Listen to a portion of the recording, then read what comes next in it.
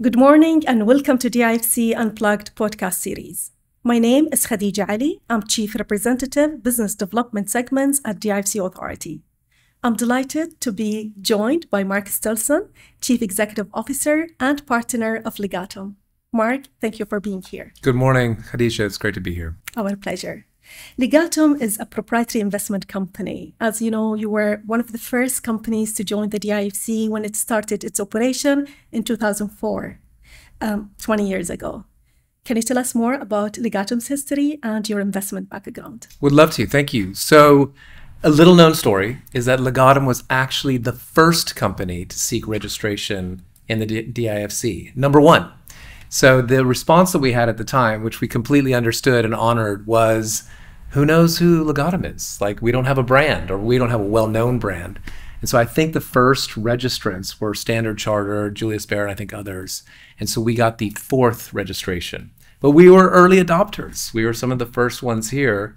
We loved the vision. We loved, in some ways, just the audacity of what was possible here. And so we bought in from the very beginning.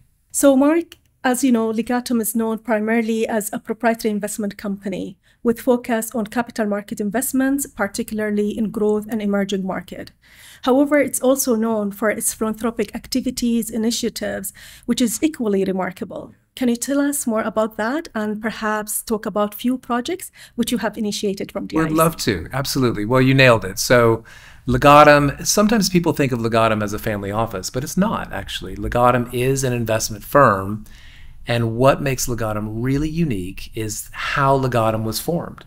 So you have four individuals who were working at a previous firm, and we had a moment in time and decided we're going to form our own investment company, but we wanted to have a purpose. So from the very beginning, we thought, what is a business? Like, what's the utility of a business? You can produce services and products that serve the community, that serve humanity, but within an investment firm, your job is to make money, but what's the point? Why? And our answer to that question was, we want to help other people prosper. So the mission statement that we kind of carved out of stone at the very beginning was, we want to generate capital and use that capital to help others prosper. So for the last 20 years, while we have been here in the DIFC, we have sought to express that mission in practical ways. And I'll give you a couple examples, but maybe first I can talk just briefly about our investment business and what we actually do. If you kind of took the cover off of Legatum and looked inside, it would look like a hedge fund in New York or London or anywhere else. The way that we invest is very sort of Warren Buffett-like. So it's some in private companies, it's some in publicly traded companies around the world. It's a global mandate. And because the nature of our capital is permanent, it's very long duration capital. It belongs to the four partners who own and run the firm. So we're not managing any outside capital. We have no LPs. That gives us tremendous freedom, and it gives us the ability to invest for the long term. So even within our publicly traded portfolio, which is about half of our portfolio, we look at businesses that we want to invest in, not for a quarter or for a year, but for 3 years, 5 years, 10 years. And we've actually done that successfully over time. In sort of the private book, the private part of our portfolio, we have investments all over the world. The largest single investment in our private portfolio today is the National Stock Exchange of India. So we've been investors in India and in South Asia for 20 years plus. And we love this company. It's a crown jewel of India. It's in some ways emblematic of the growth of that nation, the growth of the economy. It's something we're very, very excited about. Okay, so if we're successful at growing and multiplying our capital, how do we use that capital to express this mission of helping people prosper?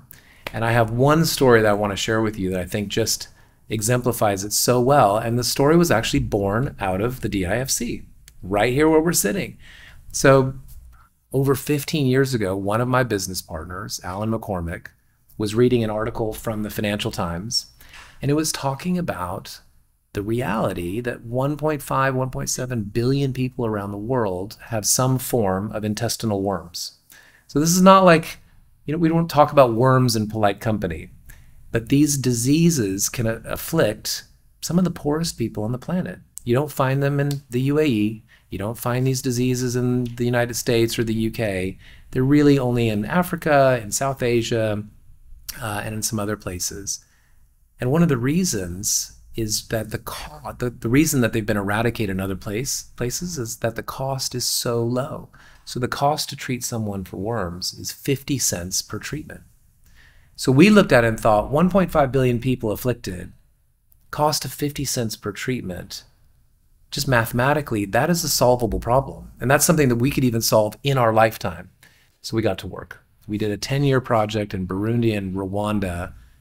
We took like an investor's approach to this, where we thought, how can we test this? How can we try this on a national level of eliminating these diseases?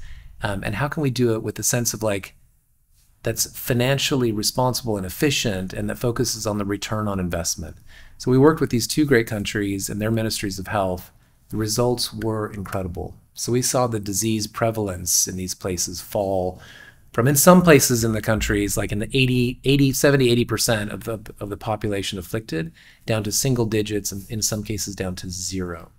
So as an investor, especially if you're an early stage investor, part of your job is to de-risk things. You're trying things out, you're testing things, you're learning lessons, you're making some mistakes along the way. And we did, but after 10 years, we had proven the model. So our next step was to scale. Now, how do you scale a philanthropic venture like that? You need other people's money. And so Legatum did something very unique within the philanthropic world, and that is we took our name off of it. Our observation was that in philanthropy, if you keep your name on things, it's harder for other people to join because it looks like your thing. So by taking our name off of it, we made it accessible to everyone. And we were one of the first people to join us was the Bill and Melinda Gates Foundation. And we have like some incredible donors from around the world, some household names, people that everyone knows. His Highness Sheikh Mohammed bin Zayed Al Nahyan was an early investor as well, a major backer.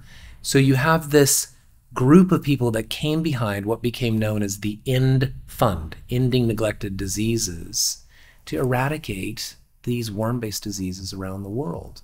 And here we are now 15, 16 years later, we've been working at it, and together with all of these amazing partners, we've seen 1.57 billion treatments have been done. The END Fund is operating in 32 countries around the world, and that in some ways a major milestone, probably the biggest milestone to date, happened at COP28. So the END Fund is doing its thing, and His Highness and the Gates Foundation came together and said, we want to really focus on a couple of these diseases. In particular, they founded something called the Reaching the Last Mile Fund. So it's part of the END Fund, and it's designed to attack river blindness and lymphatic filariasis, these two diseases, and eliminate them from planet Earth. So at COP28, that fund, the Reaching the Last Mile Fund, which is part of the END Fund, raised $777 million in one go. I mean, just a tremendous outpouring of generosity and a vision. All of that has really been born out of this place. So I hope that gives you a sense of Legatum as an investment firm, but Legatum as an investment firm with a purpose, and at least one way that we've actually expressed that. Mark, I have to say it's truly commendable to see an investment company focuses on making positive impact beyond its core business objective. This is really fascinating. As a global investor operating from the DIFC, can you tell us about the advantages you have experienced by being in the DIFC, and what attributes of the financial center make it more conducive for investors like yourself? Yeah. Well, I mean, I think one of the most remarkable things about the DIFC is that the value proposition that we heard about in 2004, that we actually bought into, has been delivered. That's been our experience. And it's the reason that we're still here. And what was that value proposition? At the time, it was the idea that you could be, as an investor, that geographically you could be in an amazingly advantageous place. So part of our business is what we call getting boots on the ground. We actually go visit companies, we visit countries, and from this place, you're sort of 7 hours away from many of the biggest and most important markets in the world. You can be in Hong Kong, you can be in London, you can be all over Europe, you can be in East Africa quite easily. And that leads to the second reason is Emirates. It's the airport. It's like the most amazing travel hub. So for our team, we felt like we could attract and retain world-class talent because the city is amazing, the quality of life is amazing, tons of things for kids to do. But just from a work perspective, you don't have to work super hard to actually get places. So logistically, it's amazing. And then it was just the business friendliness that was offered within the DIFC. It was the sense of you can get your company registered and you can operate your business without a lot of drag and without anyone kind of bothering you. I mean, that's kind of a layman's way of saying it, but that's been our experience. It's been a really dreamy place to run a global, sophisticated business. And I think there's one element that we wondered about. It was so alluring and the promise was so huge. And that was the idea. And again, I just think it's totally audacious, but it was the idea that a sovereign country would take some of its land and voluntarily kind of turn over the legal jurisdiction to a different legal paradigm. And so the idea that you could resolve disputes in this place using common law, which is used in so many jurisdictions around the world, in all leading jurisdictions.